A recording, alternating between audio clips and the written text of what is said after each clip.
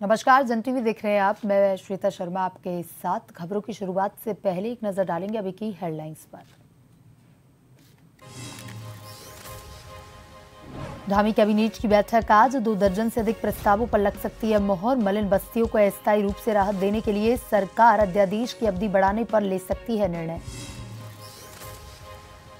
केदारनाथ के लिए बीजेपी के स्टार प्रचारकों की लिस्ट जारी। सीएम धामी के साथ राज्य के सभी 7 मंत्री शामिल। उपचुनाव की तैयारियों में जुटा निर्वाचन विभाग। उकीमठ तहसील कार्यालय में पहुंचकर लिया जायजा। त्योहारी सीजन पर प्रदेश भर में मिलावटखोरों के खिलाफ अभियान। एक्शन में खाद्य सुरक्षा विभाग। मावा और मिठाइयों की दुकानों पर छापामारी। कलेक्ट किए जा रहे सैंपल। चारधाम यात्रा में पर्यटकों द्वारा ट्रैकिंग रूट पर होम स्टे की बढ़ रही मांग। राज्य सरकार ने चलाई है दीनदयाल उपाध्याय ट्रैकिंग ट्रैक्शन योजना। ऑनलाइन बुकिंग मिलना शुरू। लालकुआ के दोलिया गांव में सरकारी सस्ता गल्ला दुकान के आवंटन को लेकर चल रही मीटिंग में मामूली विवाद में हुई फायरिंग। पुलिस ने 5 लोगों को किया गिरफ्तार।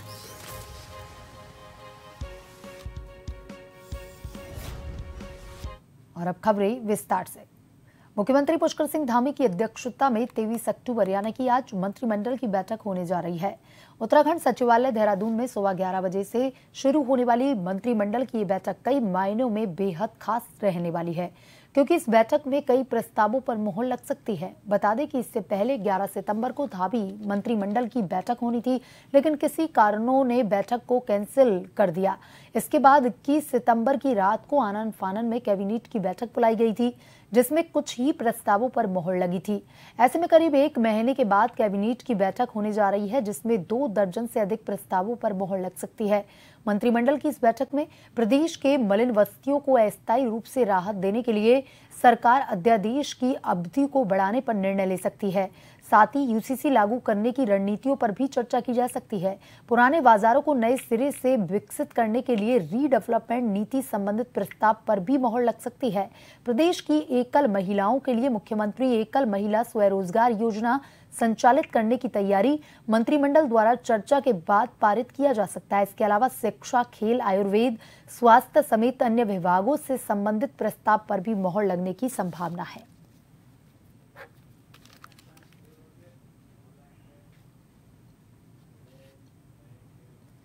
और इसी खबर पर ज्यादा जानकारी के साथ हमारे bureau chief SN Pant phone line पर जुड़ चुके हैं। एसएन पंत, आज धामी कैबिनेट की बैठक होने जा रही है। 11 बजे से ये बैठक रखी गई है। क्या बैठक शुरू हो गई है और कितने मायने हैं इस बैठक के, क्योंकि कई ऐसे प्रस्ताव हैं जिन पर मोहर लगने की संभावना आज जताई जा रही है।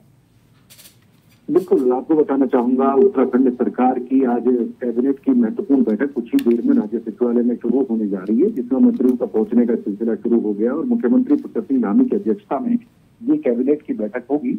और इस बैठक में बकायदा आज काफी महत्वपूर्ण प्रस्ताव पारित किए जाएंगे। सबसे बड़ा जो उत्तराखंड में मुद्दा है इस वक्त, मलिन बस्तियों को मालिकाना हक देने को लेकर के, इसको लेकर के लगातार पक्ष और विपक्ष एक दूसरे पर आरोप और प्रत्यारोप लगा रहे हैं। उससे बचने के लिए सरकार इसको अध्यादेश के तौर पर मलिन बस्तियों को फिलहाल कोई कार्रवाई न की जाए उनके ऊपर, उसको लेकर के अध्यादेश ला सकती है। इसको कैबिनेट में मंजूरी मिल सकती है।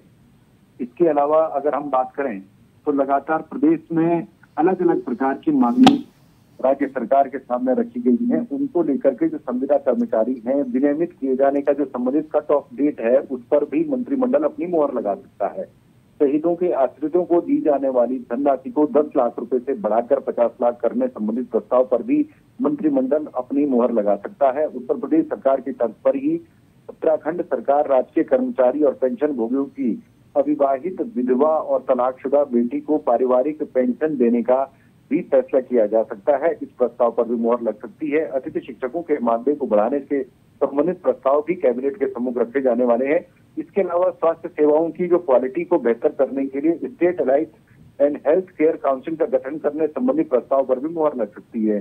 कुल मिलाकर के आप देखेंगे काफी महत्वपूर्ण फैसले लिए जा सकते हैं। दिवाली बोनस समेत जो विनियमितीकरण के अलावा राजकीय मेडिकल कॉलेज में पीजी पढ़ाई करने वाले जो डॉक्टर हैं, जो बॉन्ड के आधार पर उत्तराखंड सरकार का लाभ लेते हैं, वो 2 साल तक दूसरे राज्यों में सेवाएं नहीं दे पाएंगे। इस एक्ट पर भी मोहर लग सकती है। इसके अलावा फॉरेंसिक साइंस एक्सपर्ट की तैनाती संबंधी प्रस्ताव पर मोहर लग सकती है। खेल, शिक्षा, आयुर्वेद के अलावा जो अन्य विभागों के संबंधित प्रस्ताव रखे जाएंगे, उन पर फैसला सरकार ले सकती है, क्योंकि इस वक्त विधानसभा का उपचुनाव भी उत्तराखंड में चल रहा है। हालांकि उत्तराखंड के विधानसभा उपचुनाव को प्रभावित कैबिनेट के फैसले नहीं करेंगे, लेकिन दूरगामी उसके फैसले जरूर हो सकते हैं। कुल मिलाकर के धामी कैबिनेट आज काफी महत्वपूर्ण निर्णय लेने जा रही है, क्योंकि तकरीबन 1 महीने के बाद ये कैबिनेट की बैठक होने जा रही है। इससे पहले जो आनंद फानंद में बैठक की गई थी, उसमें तमाम मुद्दे शामिल नहीं हो पाए थे, इसलिए ये महत्वपूर्ण हो जाती है। जी एसएन पंत, तमाम जानकारी के लिए धन्यवाद।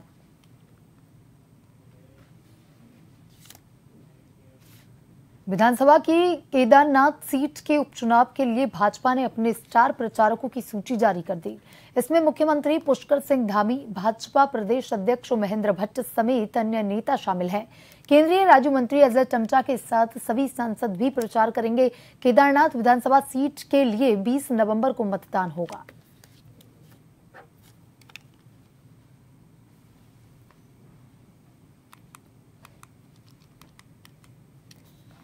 केदारनाथ विधानसभा सीट पर उपचुनाव होने जा रहा है, जो कि 20 नवंबर को होगा। उसी को लेकर के बीजेपी ने अपने स्टार प्रचारकों की सूची जारी कर दी है। स्टार प्रचारकों में मुख्यमंत्री पुष्कर सिंह धामी से लेकर के भाजपा प्रदेश अध्यक्ष महेंद्र भट्ट समेत अन्य नेताओं के भी नाम शामिल हैं।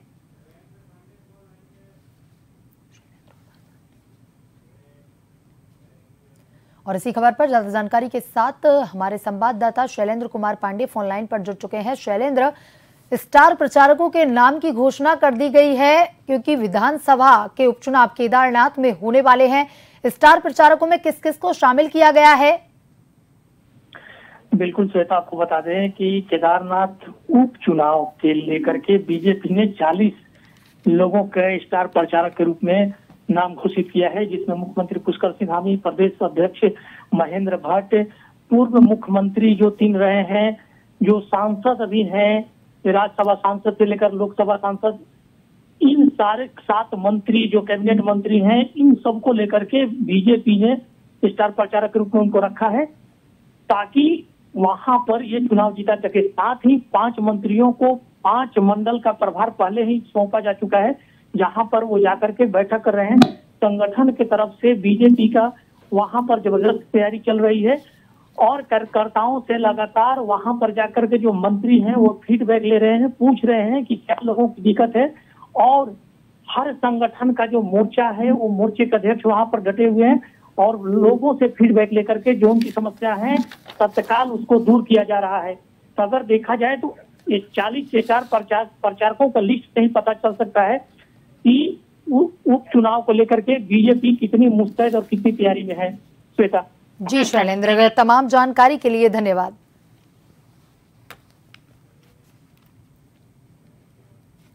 केदारनाथ विधानसभा उपनिर्वाचन 2024 को निष्पक्ष, पारदर्शिता और शांतिपूर्ण ढंग से करवाने के लिए आवश्यक तैयारियां और व्यवस्थाओं का जिला निर्वाचन अधिकारी सौरभ गहरवार ने ऊखीमठ तहसील कार्यालय में पहुंच करके जायजा लिया। जिला निर्वाचन अधिकारी ने रिटर्निंग अधिकारी ने उप जिला अधिकारी ऊखीमठ अनिल कुमार शुक्ला को निर्देश दिए हैं कि निर्वाचन आयोग द्वारा जारी दिशा निर्देशों के अनुसार ही सभी आवश्यक व्यवस्थाएं सुनिश्चित की जाएं। उन्होंने कहा कि निर्वाचन आयोग द्वारा निर्धारित तिथि के अनुसार 7 केदारनाथ विधानसभा उप निर्वाचन की अधिसूचना जारी कर दी गई है।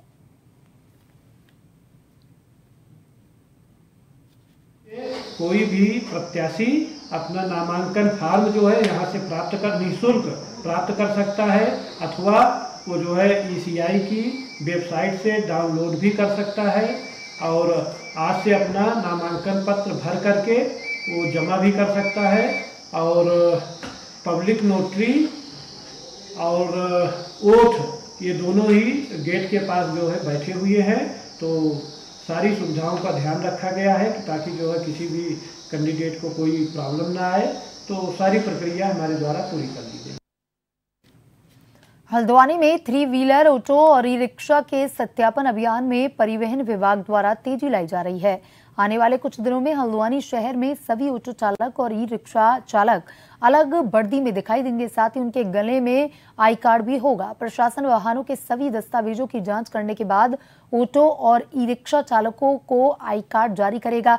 साथ ही उनको वर्दी सिलवाने के लिए भी समय दिया गया है। नवंबर महीने से शहर में ऑटो चालक और ई रिक्शा चालक आई कार्ड और वर्दी के साथ चलते हुए दिखाई देंगे। इसके अलावा सुरक्षा की दृष्टि से परिवहन विभाग ने कई अहम कदम उठाए।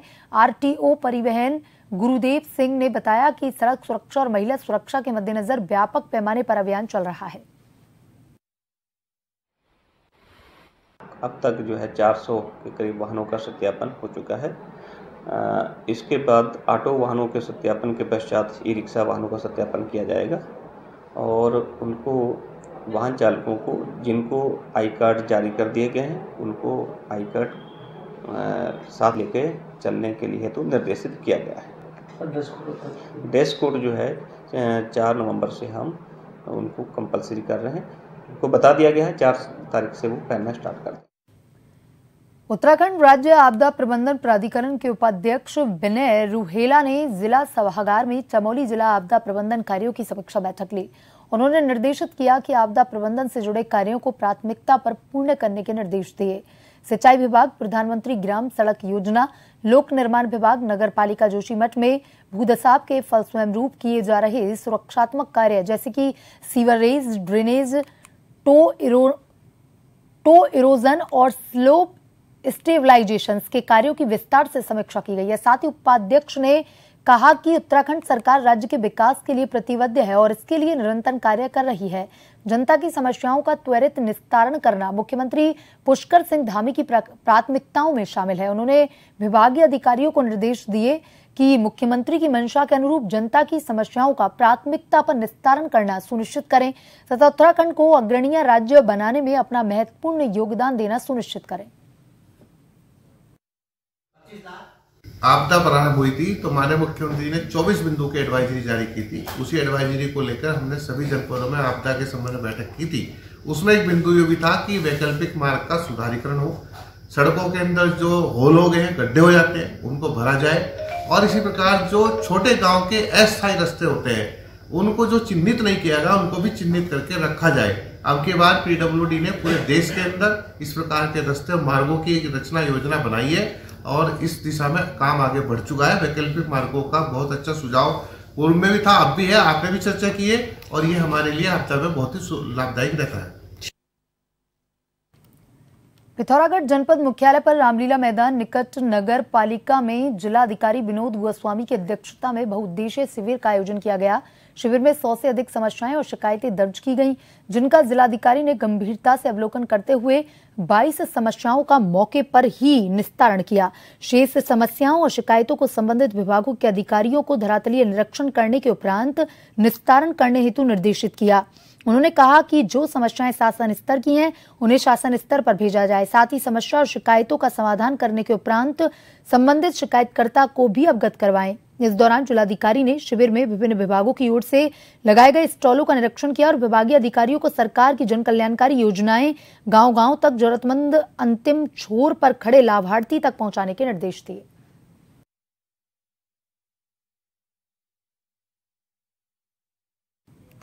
वक्त तो चलाए छोटे से ब्रेक का। ब्रेक के बाद वापस खबरों की तरफ रुख करेंगे।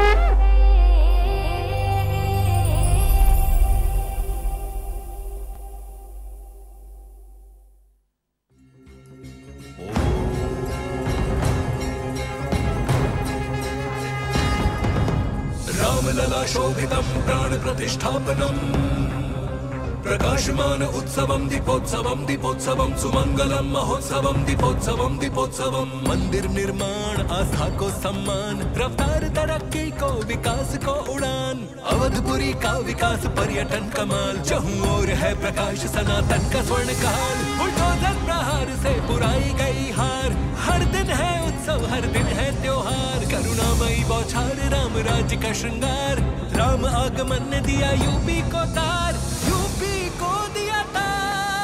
प्रकाश पुंज ज्योतिर्मय तेजोजदायकम् दिव्य भव्य उत्सवं दीपोत्सवं दिव्य भव्य उत्सवं दीपोत्सवं दिव्य भव्य उत्सवं दीपोत्सवं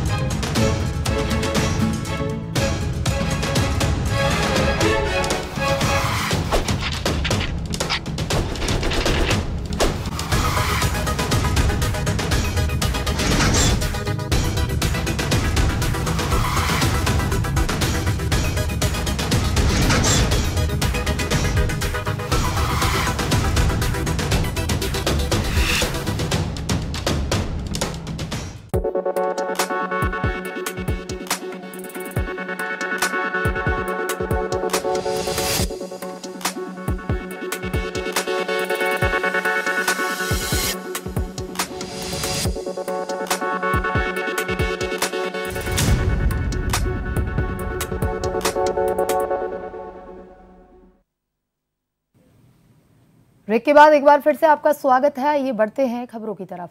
लालकुआ कोतवाली के हल्दूचौड़ पुलिस चौकी क्षेत्र में दिन दहाड़े फायरिंग से क्षेत्र में हड़कंप मच गया है। सूचना के बाद मौके पर पहुंची पुलिस ने 5 युवकों को हिरासत में लिया। वहीं सोशल मीडिया पर घटना का वीडियो भी वायरल हो रहा है। बताया जा रहा है कि हल्दूचौड़ पुलिस चौकी क्षेत्र अंतर्गत दोरिया गांव में खाद्यापूर्ति निरीक्षक मोहित कठैत की अध्यक्षता में सरकारी सस्ता गल्ला दुकान के आवंटन को लेकर मीटिंग चल रही थी। इस दौरान मामूली विवाद पर कुछ युवकों ने पूर्व सैनिक कैलाश चंद्र पर तमंचे से फायरिंग शुरू कर दी। गनीमत रही कि घटना में किसी की भी जान नहीं गई। सूचना के बाद पुलिस ने मौके पर पहुंच करके कारतूस के खोखे बरामद करते हुए 5 आरोपियों को गिरफ्तार किया है।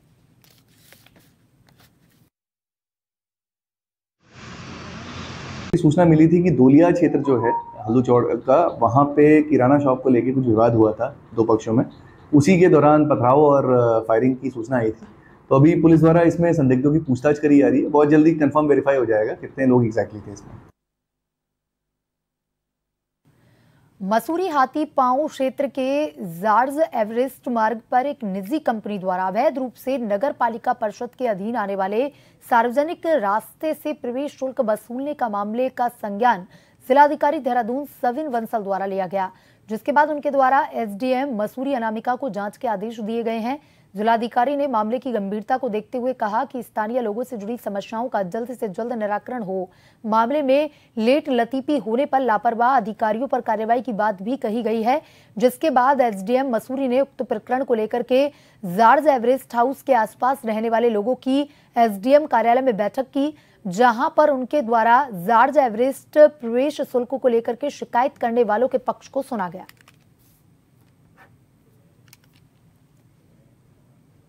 खुशियों का पर्व दीपावली का त्योहार नजदीक है। दीपावली पर खाद्य पदार्थ को लेकर के मिलावटखोर भी सक्रिय हो गए हैं, जिसको देखते हुए खाद्य सुरक्षा विभाग ने मिलावटखोरों के खिलाफ कार्रवाई कार्रवाई भी शुरू कर दी है। जिला खाद्य सुरक्षा अधिकारी संजय सिंह के नेतृत्व में शहर के कई मावा कारोबारी और मिठाई की दुकानों पर छापेमारी कर सैंपलिंग की कार्रवाई की गई है। खाद्य सुरक्षा अधिकारी संजय कुमार सिंह ने बताया कि शहर के 3 मावा आड़तियों और 2 मिठाई की दुकानों पर सैंपलिंग की कार्रवाई की गई है, जहां जांच नमूनों को राज्य प्रयोगशाला को भेजा गया है।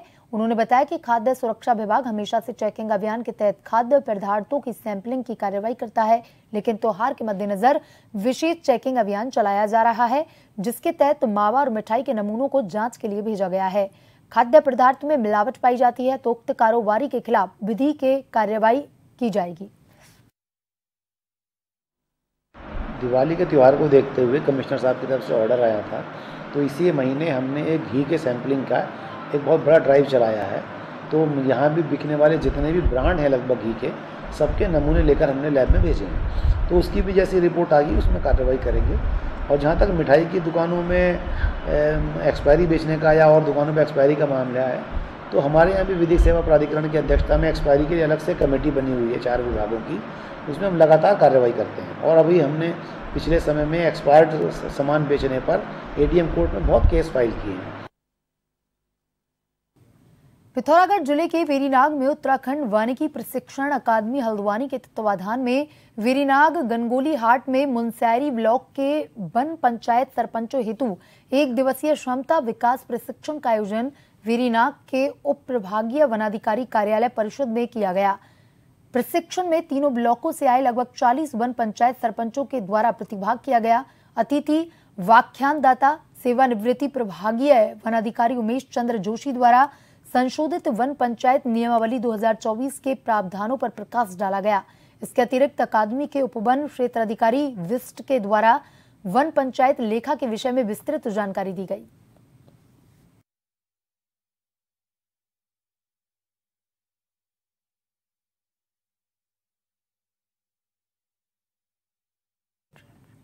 चारधाम यात्रा में पर्यटकों द्वारा ट्रेकिंग रूट पर होम स्टे की बड़ी मांग रही है।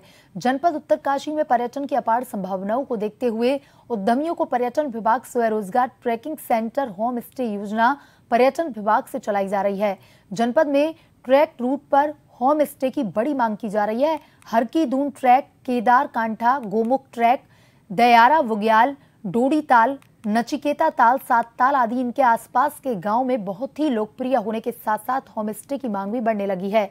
इन गांवों के लिए राज्य सरकार से दीनदयाल उपाध्याय ट्रैकिंग योजना चलाई जा रही है। अब होम स्टे स्वामियों को ऑनलाइन बुकिंग मिलनी शुरू हो गई है, जिसके लिए सरकार ने एक पोर्टल उत्तरास्टेज.com पर स्वामी बुकिंग मिलेगी।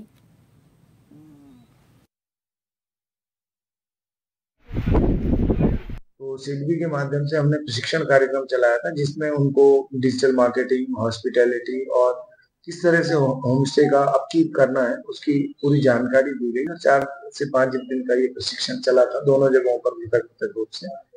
तो अपने जो स्टेक होल्डर्स हैं, अपने जो होम स्टे स्वामी हैं, उनको सशक्त करने के लिए राज्य सरकार और पर्यटन विभाग जो है निरंतर कार्य कर रहे हैं और आगे भी हम लोग ये हैंड होल्डिंग करते रहेंगे, उनको मदद करते रहेंगे। इस साल जो होम स्टे वाली बात है, हमारे पास अधिकांश ऑनलाइन ही बुकिंग आई है और लगभग बहुत ज़्यादा तो नहीं लेकिन ठीक ठाक चला है। खर्चा पर्चा निकल गया था स्टाफ का और चल ही रहा, अभी 2-4 दिन और है। कुंभ नगरी उज्जैन में भी हरिद्वार की तर्ज पर साधु संतों को स्थायी आश्रम अखाड़ा बनाने की अनुमति दी जाएगी। मध्य प्रदेश के मुख्यमंत्री मोहन यादव ने इसको लेकर के निर्णय लिया है। मुख्यमंत्री के इस निर्णय से साधु संतों में खुशी का माहौल है। अखिल भारतीय अखाड़ा परिषद के अध्यक्ष महंत रविंद्र पुरी ने मुख्यमंत्री मोहन यादव का आभार जताते हुए कहा कि ये एक ऐतिहासिक निर्णय है। उज्जैन कुंभ क्षेत्र में स्थायी निर्माण की अनुमति मिलने से वहां आश्रम तो बनेगा ही, साथ ही अन्य शहरों की तरह साधु संत शिक्षा चिकित्सा के लिए भी सेवाएं शुरू कर सकते हैं। महंत रविंद्र पुरी ने कहा कि निरंजनी अखाड़ा भी जल्द उज्जैन में शिक्षा के क्षेत्र में बड़ा काम करने जा रहा है। ये ठीक है, मोदी जी आगे। माननीय मुख्यमंत्री जी ने संतों की बात को सुना, जो संतों ने कई सालों से अपनी बात रखी थी, उसका निर्णय कल सोमवार को महाकाल नगरी में हमारे माननीय मुख्यमंत्री जी ने सुना दिया। हमारे माननीय मुख्यमंत्री जी ने कहा जितने भी साधु संत हैं, जो भी उज्जैन में निवास करते हैं, वो अपना यहाँ आश्रम बना सकते हैं, वो यहाँ विद्यालय बना सकते हैं, अस्पताल बना सकते हैं, जो जो आध्यात्मिक क्षेत्र में कार्य है वो यहाँ कर सकते हैं। उसके लिए उनको जो है परमिशन मिलेगी। कहना चाहूँगा आज कि माननीय मुख्यमंत्री जी ने सभी संतों को आज प्रसन्न किया है और सभी संतों का आशीर्वाद अखिल भारतीय अखाड़ा परिषद एवं जितने संत महात्मा देश विदेश में है, सभी का आशीर्वाद जो है डॉक्टर मोहन यादव जी के साथ में है। बुलेटिन में अभी तक के लिए इतना ही। बने रहिए जन टीवी के साथ। नमस्कार।